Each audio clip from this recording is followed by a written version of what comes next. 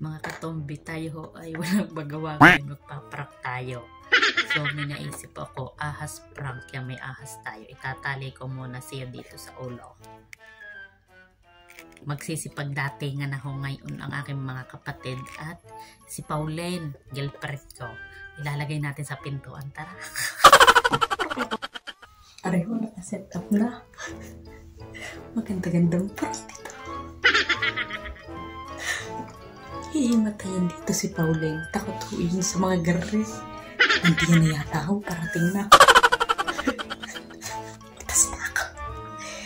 Ako'y magtatago sa CR para mapidyohan natin. Wala akong magawa kaya pa-prank natin. Lahat ng papasok, mabibiktima. Good luck! Dito ako sa CR. Naghihintay. Mga katumbi, nandiyan na. Wait lang. Yan, nandiyan na si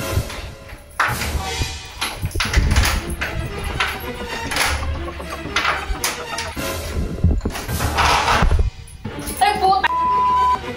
Ay, puta!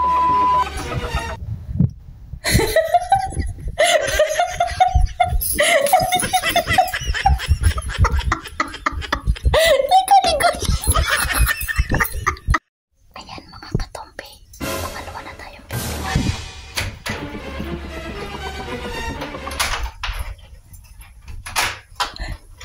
Kinakabahan ako.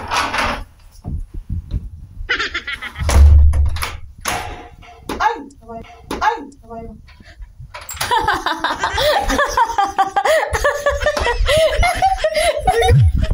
Ba't may nalis yung bunso pa ako?